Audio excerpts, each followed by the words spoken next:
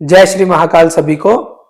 आज का जो टॉपिक है हमारा वो इस बात पे होने वाला है कि जिन लोगों के घर में या पूर्वजों में जो भी नकारात्मक भोग या तामसिक भोग सिद्धियों को या देवताओं को या कुल देवी देवताओं को दिए जाते हैं, उन भोगों को हम सात्विक रूप से कैसे दे सकते हैं या उन देवताओं को हम सात्विक किस प्रकार से करें। या जो देवता उग्र हैं, जैसे कि अगर किसी के घर में कुल की देवी माता मशाणी है या माता पाथरी वाली है या चौगानन है या माता मरगट काली है या काली है या फिर बावरी साहब है या फिर अन्य कोई देवी देवता अगर उग्र है, तो उन देवताओं को किस प्रकार से हम शांत करें और किस प्रकार से तामसिक भोग से उनको सात्विक भोग पे लेके आए और हमें कैसे पता चलेगा कि वह देवता सात्विक हुए भी हैं या नहीं। तो इसको लेके आज हम बात करने वाले हैं। तो जो भी कोई लोग जिनके कुल देवी देवता जो हैं तामसिक भोग में या उनके घर में किसी भी प्रकार का किसी भी देवता का, चाहे वो हिंदू हो चाहे मुस्लिम हो, उनको अगर नकारात्मक भोग दिया जाता है या पीरों को भी दिया जाता है तो किस प्रकार से आप उन चीजों को सात्विकता पे ला सकते हैं, उसके बारे में आज हम बात करेंगे।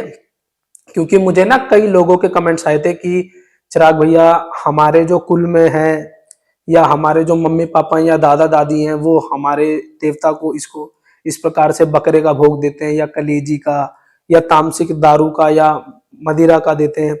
ठीक है, मदिरा पान देते हैं या बलि का किसी भी प्रकार की बलि का भोग देते हैं, उसको हम नहीं चाहते कि दें।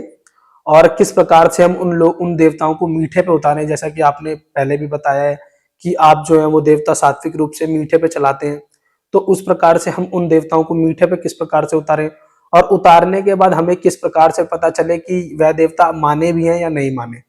तो इसके ऊपर आज हम बात करने वाले हैं। एक सिंपल सा मैं आपको तरीका बताने वाला हूं जिससे कि आप अपने उन उग्र देवताओं को शांत भी कर सकते हैं और उनको सात्विक रूप में यानी कि सात्विक भोग पे भी उतार सकते हैं। उसके लिए आपको 11 दिन का एक प्रयोग करना है माता शीतला का। जैसा कि आपको पता है कि माता शीतला ने माता मशानी का उग्र स्वरूप अपने अंदर से प्रकट किया था। उनका जो तमस और गुस्सा है, जिस प्रकार से वे अपने तमस और गुस्से को माता मशानी में बदल सकती हैं, उसी प्रकार से वह माता जो उग्र रूप है, उन उग्र रूपों को भी माता शीतला शांत करने में व ठंडा करने में सक्षम है।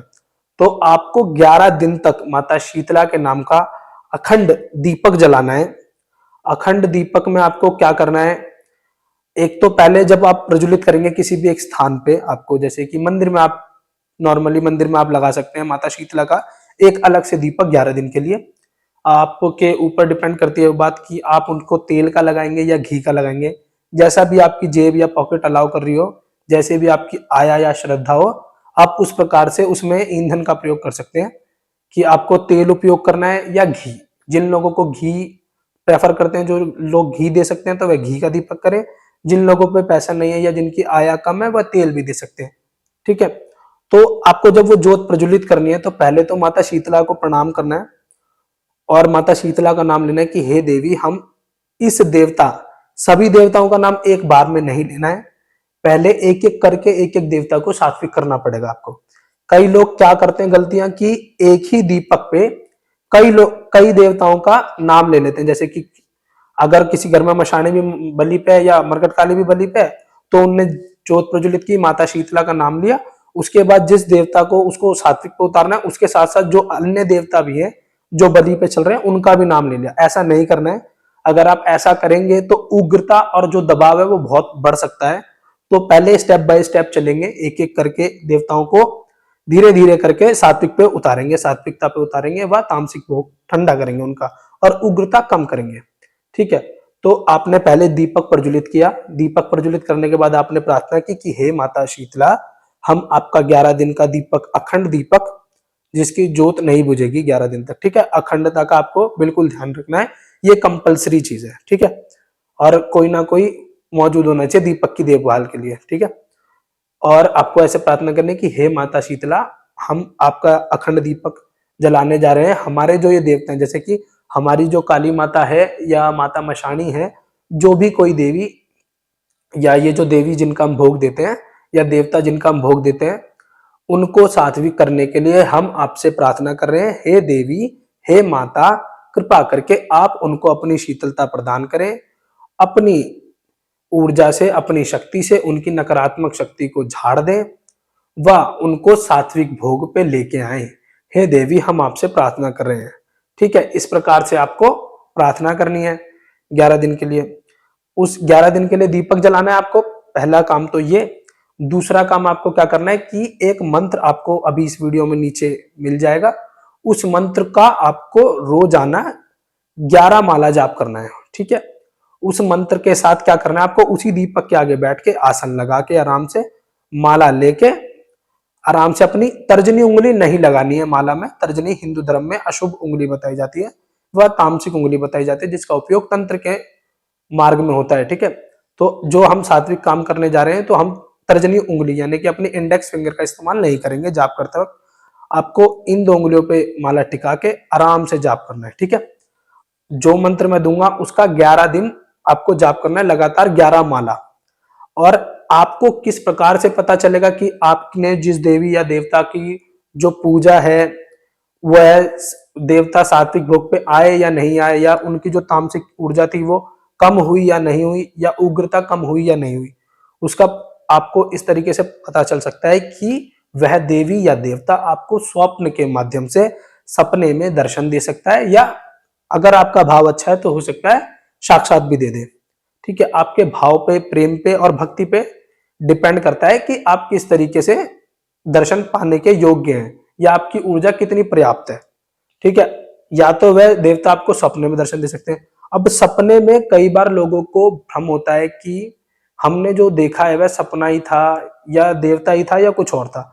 अब क्या होता है कि जैसे माता मशानी और माता काली या माता पाथरी वाली की हम बात कर लेते हैं, या अन्य कोई देवता की बात कर लेते हैं, ये कई बार क्या होता है कि कन्याओं के रूप में दिखते हैं। तो अगर आपको स्वप्न में कोई कन्या भी दिखती है तो वह भी देवता दर्शन ही है।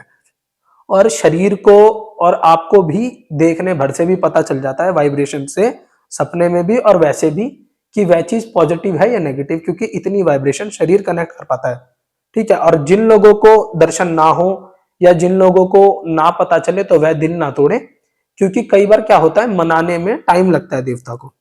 तो वह क्या करें कि 7 से 8 दिन या 10 दिन का गैप रखें और वापस से 11 दिन का यह प्रयोग करें जब तक कि देवता आपको दर्शन ना दे दे।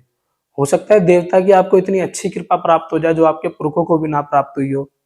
ठीक है, तो ये एक छोटा सा प्रयोग कि किस प्रकार से आप अपने कुल देवी देवताओं को या रिद्धि सिद्धियों को सात्विकता पे उतार सकते हैं। और साधकों के लिए यह उपयोग नहीं है अभी।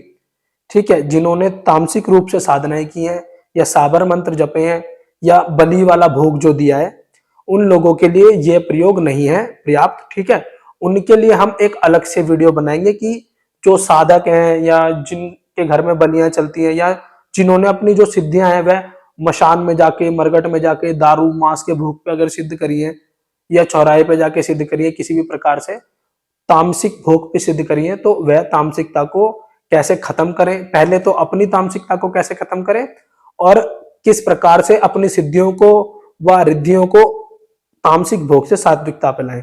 ठीक है, उसके लिए हम एक अलग वीडियो बनाएंगे। आज के लिए सिर्फ इतना ही। जय श्री महाकाल सभी को।